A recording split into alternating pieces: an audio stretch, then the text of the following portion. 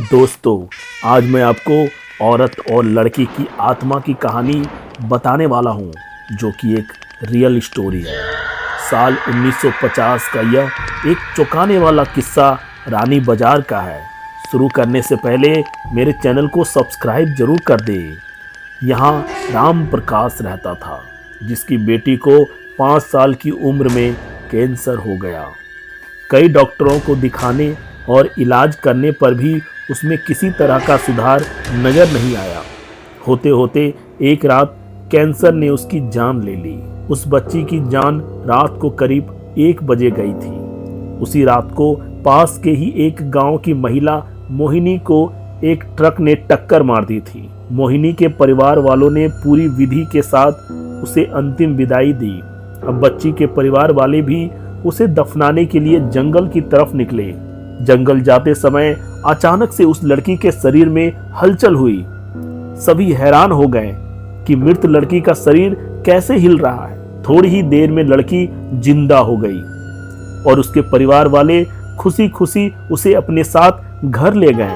किसी को इस बात की भनक नहीं थी कि उस लड़की के अंदर उसी रात ट्रक से टकराने वाली मोहिनी की आत्मा घुस गई थी। बच्ची जब से मौत से लौटकर आई थी, तब से ही उदास और चुपचाप एक कोने में बैठी रहती थी। एक दिन उसकी माँ ने उसे खुद अपने हाथों से खाना खिलाया और मामा के घर लेकर जाने की बात कही। खाना खिलाकर उसे अच्छे से तैयार करके वो उसे अपने मायके ले गई। रास्ते में वो बच्ची जैसे ही उस ट्रक के हादसे वाली जगह पहुंची, तो उसने अपनी माँ को कहा कि मेरा गांव इधर है।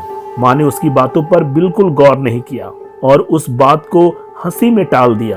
कुछ ही देर में वो अपनी बेटी के मामा यानी अपने भाई के घर पहुंच गई। 1-2 दिन बाद मामा जी के घर के आसपास ही बच्ची के अंदर घुसी मोहिनी को अपनी पड़ोसन सिमरन दिखी।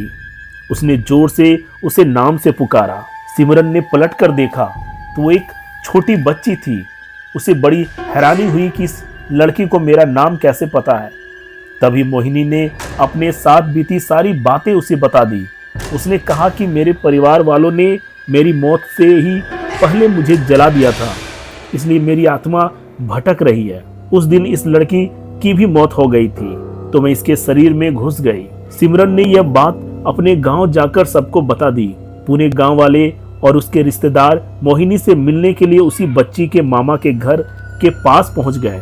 उस लड़की के अंदर रह रही मोहिनी की आत्मा ने सबको एक एक करके पहचान लिया।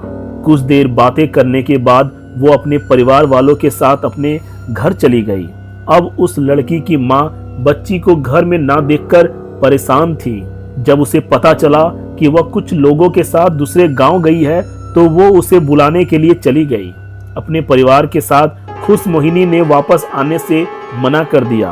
पास के ही लोगों ने उसे समझाया कि तुम्हें दोनों परिवार के साथ रहना चाहिए, इससे सभी को खुशी मिलेगी। तुम किसी एक परिवार को दुखी नहीं कर सकती हो। इस बात को सुनने के बाद लड़की के शरीर में रह रही मोहिनी अपनी माँ के साथ वापस आने के लिए राजी हो गई। अब वो दोनों परिवारों के साथ खुशी खुशी रहने लगी। मिलते हैं एक और डरावनी कहानी के साथ। धन्यवाद।